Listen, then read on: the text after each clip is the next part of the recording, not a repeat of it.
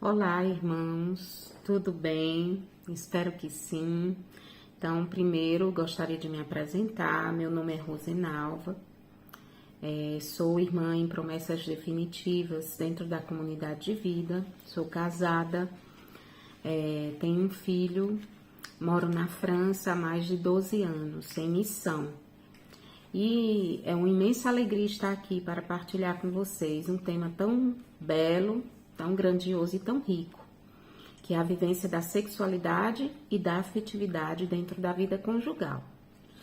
Esse tema, ele é muito vasto, é um tema muito rico, então não tem como, em tão pouco tempo, colocar tudo o que é necessário aqui para vocês. Então, eu vou tentar, de maneira resumida, trazer aqueles princípios mais importantes sobre a questão da vivência quanto casados, da sexualidade e da afetividade. Sabendo que o objetivo aqui não é a gente se deter em detalhes, como por exemplo gestos sexuais na vida conjugal.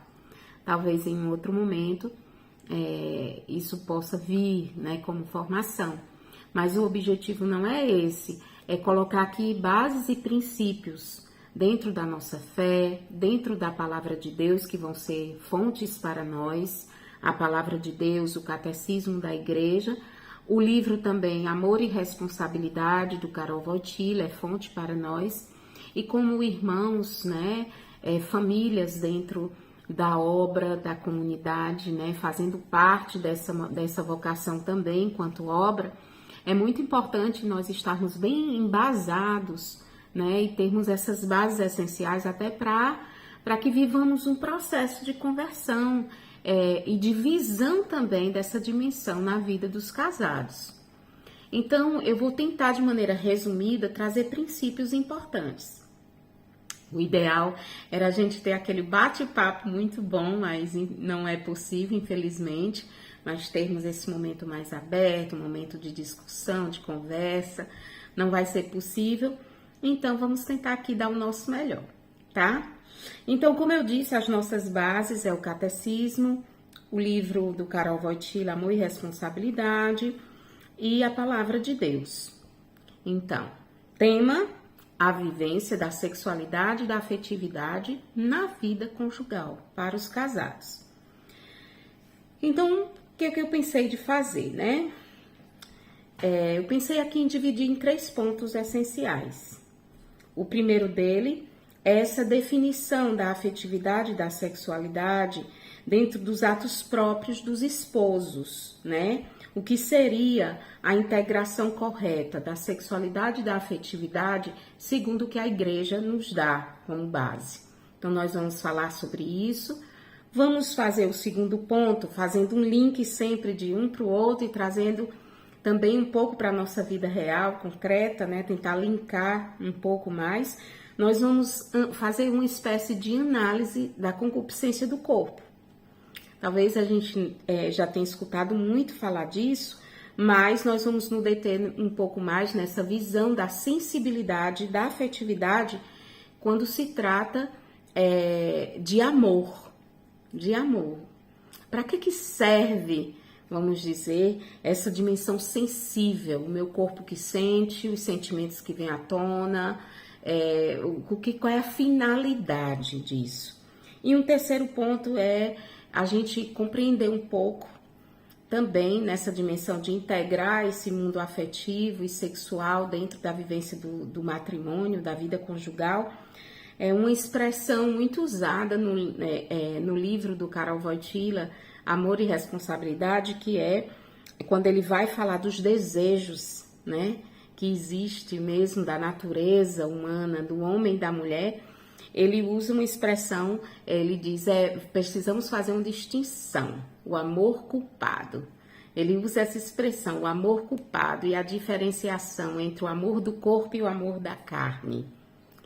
E isso que é muito importante a gente fazer quanto casados, porque até para a gente viver melhor ali o ato conjugal, nós vamos viver com uma visão muito maior e mais bela.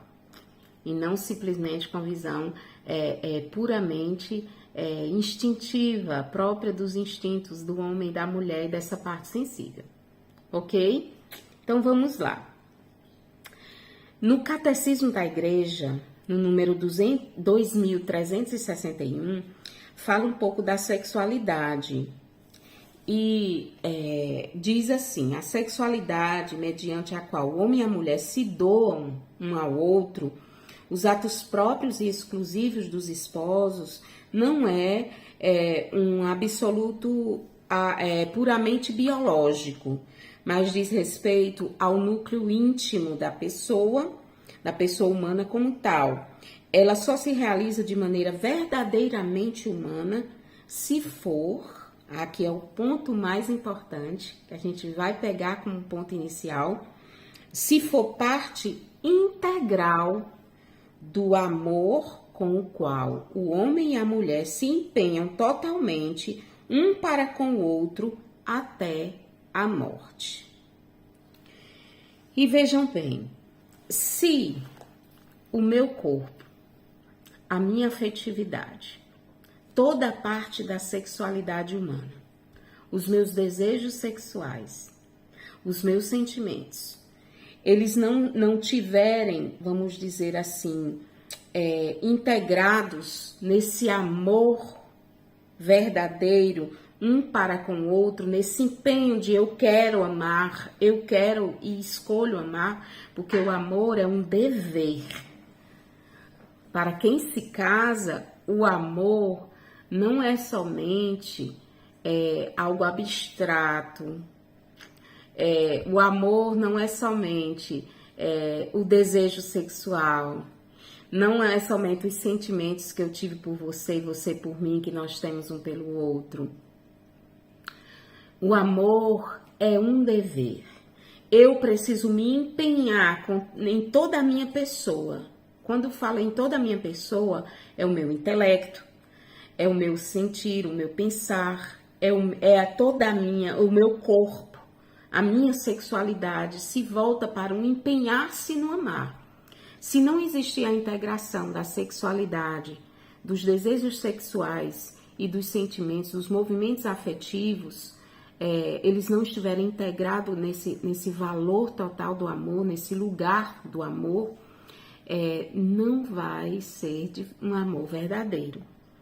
E veja bem, a maturidade espiritual de um casal, ela não se alcança sem a integração correta da sexualidade da pessoa e da sua afetividade. A gente também não pode separar a dimensão espiritual da nossa realidade carnal. Não, o homem é um só. É impossível fazer dele partes. Ele é um todo. Ele é corpo e ele é alma. Então, a sexualidade e a afetividade, ela é parte integral desse amor. Nós não podemos separar a sexualidade do amor, a afetividade do amor. E o que seria, então, integrar a sexualidade e a afetividade nesse amor? Entenda, nós já ouvimos e nós escutamos muitas coisas sobre isso já. Nós já escutamos que não devemos fazer do prazer o primeiro objetivo, a primeira finalidade na relação a dois. Nós já escutamos que nós não podemos viver como animais, né? Largados a um prazer carnal, a um saciar-se de modo genital, ao exercício da genitalidade. Tudo isso nós já escutamos. Então, o que dá o tom da integração? Dos passos que fazem parte de uma integração da sexualidade e da afetividade. É o comprometimento que eu tenho no amar a minha família, no amar esse outro. E nós partimos para uma visão antropológica nesse aspecto. E qual seria essa visão? A antropologia, ela aponta três pontos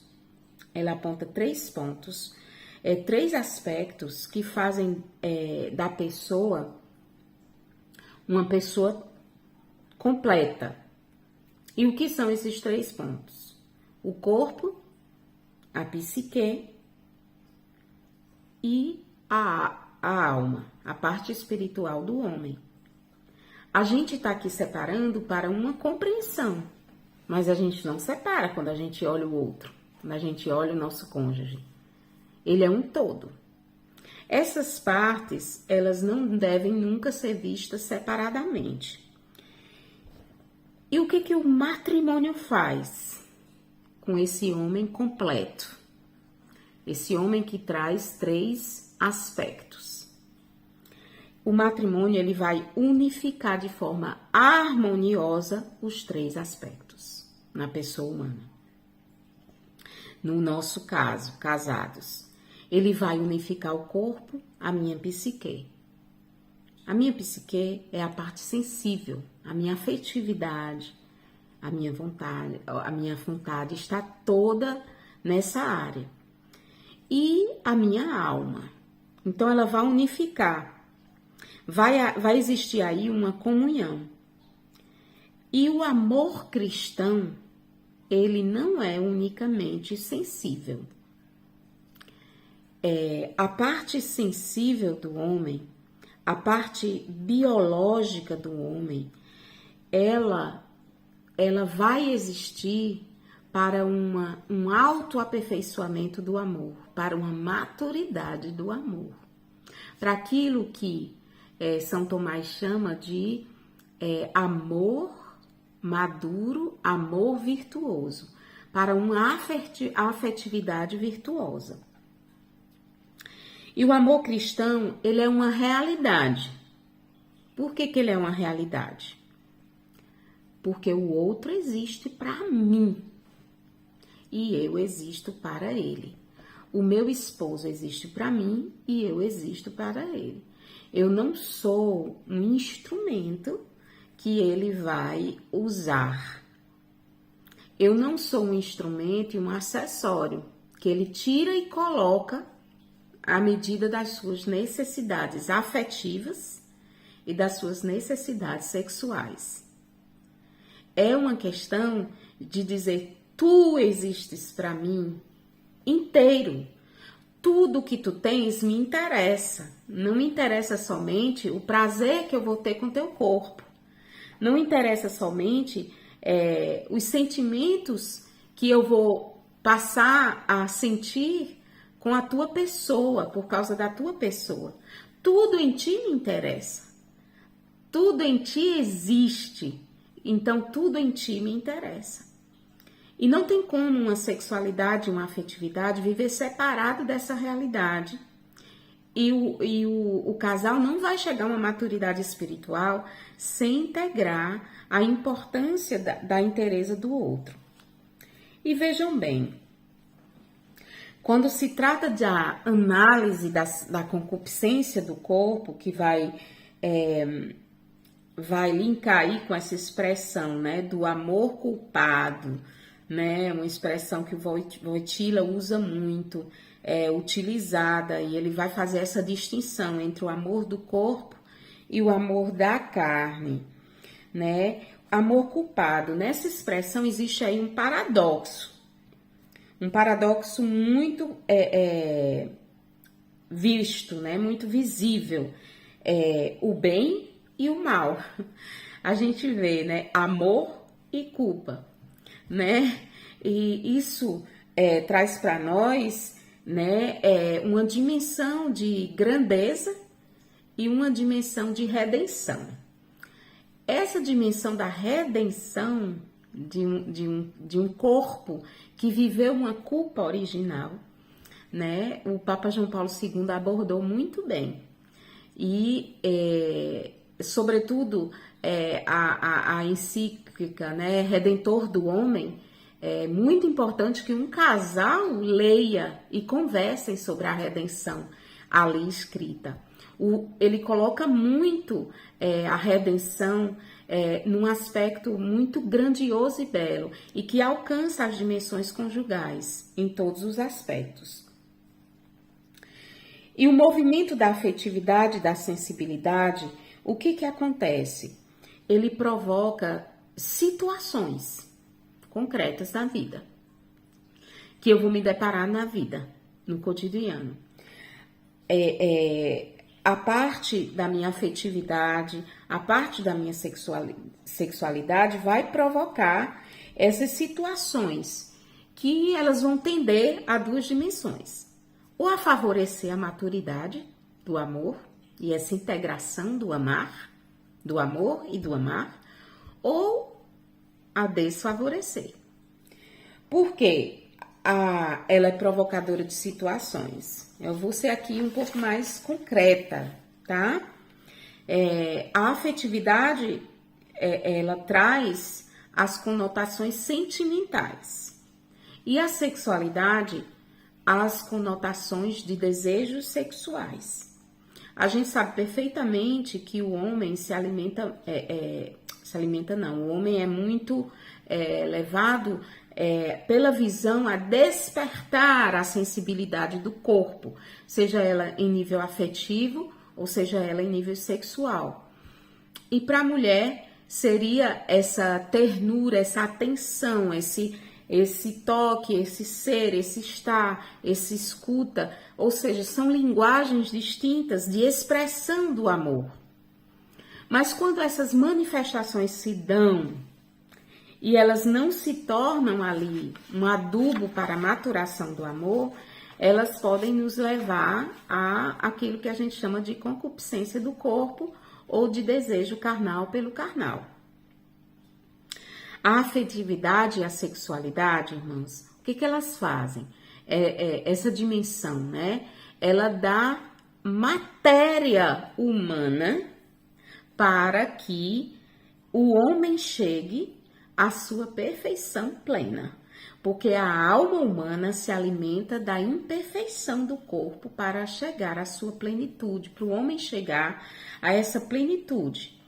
As situações que vão se dando e vão provocando o homem que olha, que deseja, a mulher que se sente ali, né, olhada, vista, desperta aquela sensualidade também na mulher. São situações provocadas pelo nosso mundo afetivo e sexual. E aqui entra a responsabilidade que os casados, homem e mulher, têm de honrar o matrimônio. Por quê? Quando isso é despertado e que não está dentro da dimensão deste que eu escolhi para existir para mim, ou desta que eu escolhi para existir para mim, é onde começa os grandes riscos. Provocar situações, muitas vezes isso é automático, a gente não provoca, acontece. Exatamente porque somos seres afetivos, então somos afetados pelas realidades. E a sexualidade, ela tá junto, ela está aí. É por isso que para casados, nós temos que ter muito cuidado com o nível de intimidade que a gente dá a pessoas amigas, que consideramos amigos. Nós precisamos ter cuidado com o que vemos, o que alimentamos em redes sociais. Temos que ter muito cuidado, sobretudo, né, com a facilidade pornográfica que se existe hoje. Muita gente que casados, né, que já casam com fantasias eróticas fora de uma realidade, de um amor mais integrado, de uma sexualidade que tem o seu lado prazeroso, bom, saboroso, né, dentro dessa dimensão do corpo, porque entendam, Deus nos fez também para sentir o prazer. O matrimônio também é esse lugar onde eu vou tanto despertar prazer no meu cônjuge, como eu vou experimentar prazer através do corpo e do ser, do existir do meu esposo, do meu cônjuge, da minha esposa, né?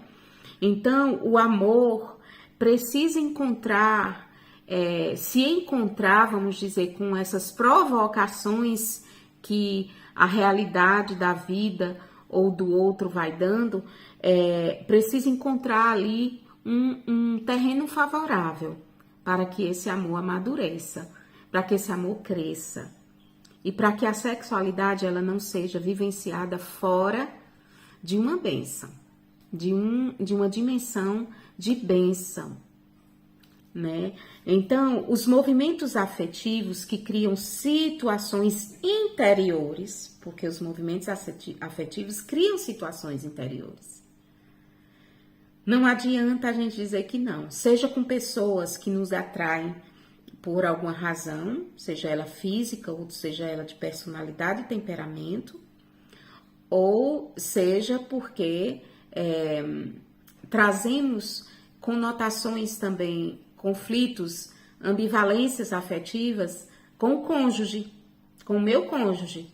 Então eu não resolvo essas questões, eu nunca vou amadurecer no amor, porque a minha afetividade fica girando em torno de realidades que eu senti, de sentimentos experimentados quando eu me decepciono, quando o outro me fere, quando falta um ajuste aqui e ali. Então a tendência que vai existindo entre os casados é um certo distanciamento. Eu me distancio ao ponto de me aproximar só para ter relação sexual com você e tá bom demais, porque somos muito diferentes, então não vai dando. Então tudo isso precisa ser integrado em um amor verdadeiro. E não existe possibilidade de maturação do amor sem um enfrentamento, sem um posicionamento diante daquilo que são situações interiores ou situações físicas, sexuais, da sexualidade, que vão sendo despertadas. Propostas que vai para além de um sadio relacionamento, vamos dizer, sexual, de uma relação sexual mais orientada, né? O Catecismo, no número 2362, diz que o Criador estabeleceu, né, que os esposos sentissem prazer e satisfação do corpo e do espírito. Portanto, os esposos, né, não fazem nada de mal em procurar gozar deste prazer. Eles aceitam o que o Criador lhes destinou. Contudo, os esposos devem saber manter-se nos limites de uma moderação justa. Moderação. O que é moderação? A moderação, ela é uma virtude. E ela é uma virtude anexa à virtude da temperança. Antes de ser uma pessoa temperante, que é capaz de temperança, eu vou passar primeiro pelos atos de moderação. Eu vou ser uma pessoa moderada. Eu não sou o homem, né? Não é um animal puramente animal. A diferenciação que existe entre o homem e os outros animais é a sua capacidade de quê? De racionalizar, de razão, de inteligência ali. E é o único capaz de perceber com mais profundidade também os seus próprios atos. O homem é um ser capaz de ver-se a si mesmo dentro de um ato externo. Isso aqui é importante porque a gente fala de integrar sexualidade e afetividade e isso não vai acontecer sem vida virtuosa. E para quem é casado, a primeira virtude a ser exercida, eu daria duas. A moderação, que está ligada à temperança, que está linkado com a castidade. A moderação. E a segunda é a virtude da ordem. Porque quando a gente se casa, os desajustes, eles existem. e eles se externam. Então, quando se fala da virtude da ordem, não é uma ordem somente externa, onde a casa tem tudo no lugar, os meninos é tudo bonitinho, arrumadinho, tudo é muito certinho. Mas é uma virtude de ordem onde a hierarquia das coisas mais essenciais, elas estão estabelecidas. É por isso que quando se fala de ato conjugal, existem casais que ou não tem de jeito nenhum, é uma vez aqui, outra ali, ou existe aqueles que querem em excesso e de maneira mais, as maneiras mais mirabolantes possíveis, né? Mas, como disse, né, o Catecismo da Igreja, no número 2362, nos limites da moderação justa, os casais devem buscar exercer ali essa dimensão do experimentar do prazer. Vamos partir então da premissa de que o pecado tem uma estrutura e o pecado segue uma estrutura. Ele vai se estruturando.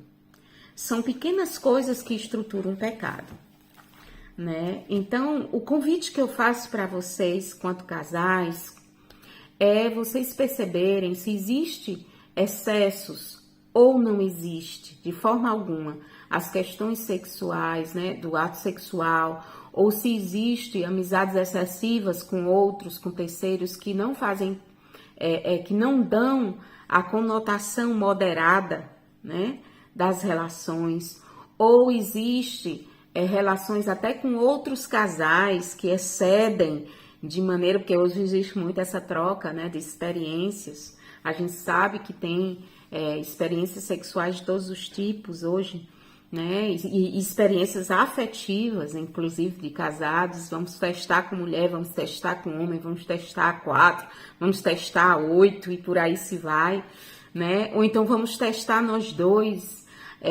a sugestão, já que não existe desejo sexual como deveria da minha parte para com o meu cônjuge, falta um pouquinho de alguma coisa que desperte esse erotismo, né? E essa parte erótica no homem, né, esse erotismo excessivo, né, esse erotismo fora da ordem da criação, essa parte erótica no homem, o eros, ele existe sem precisar de excessos. Talvez o que falte é uma integração da sexualidade. Primeiro, você esposo, você é integrado na sua sexualidade, você é uma pessoa resolvida nas suas questões afetivas, na sua história, nas suas questões sexuais.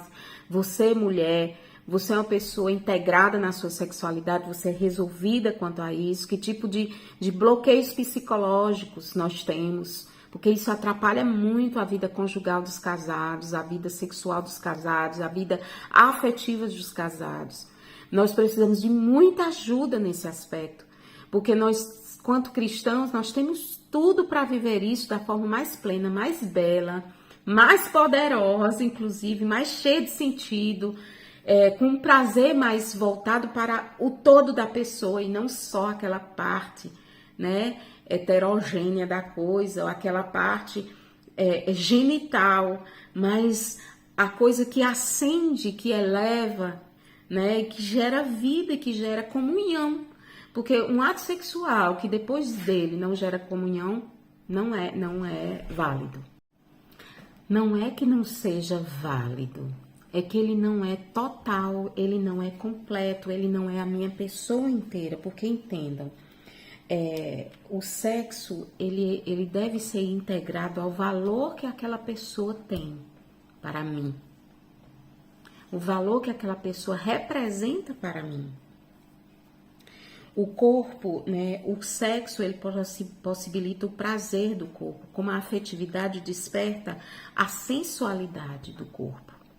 A afetividade, ela desperta essa parte sensual, e o sexo, ele é feito para possibilitar esse prazer, mas se ele não for integrado ao que tu representas para mim, então ele não é completo. Porque ele não vai ser integrado no valor da pessoa. Isso é antropológico, tá? E vejam bem, eu dizia para vocês que o pecado ele tem uma estrutura. A concupiscência ela é uma inclinação permanente, é algo contínuo, certo? E o corpo é um elemento da pessoa que deve ser considerado como um lugar de amor e não simplesmente como um lugar de prazer. Porque existe, aí entra naquilo que o Karol Wojtyla faz de maneira muito distinta. Existe uma diferença entre o amor do corpo e o amor carnal. Existe essa diferença. O corpo traz o seu valor sexual e por isto ele se torna prazer, o lugar de prazer, e ao mesmo tempo que ele é o lugar de prazer, ele é um lugar da luta. E é um lugar da luta para o quê? Da luta para amar. E para amar de forma integrada, inteira. E o amor carnal, ele busca apenas a parte sensível do homem. E o prazer pelo prazer. Mas através do amor, né, através também dessa parte sensível, nasce o amor. Vamos dizer que o prazer não é um lugar permanente, é uma passagem. E o amor é um lugar permanente, que me dá acesso a fazer as passagens de prazer, que me dá acesso a ter um prazer mais total.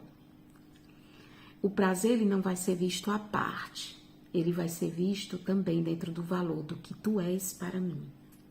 O que tu representas para mim, né? E isso é belíssimo, porque se amar é um dever meu descobrir quem tu és para mim. Isso é belíssimo. A sensualidade e a afetividade, elas dão essa matéria, né? Que ele desperta provocações. E ao despertar provocações, pode acontecer duas coisas.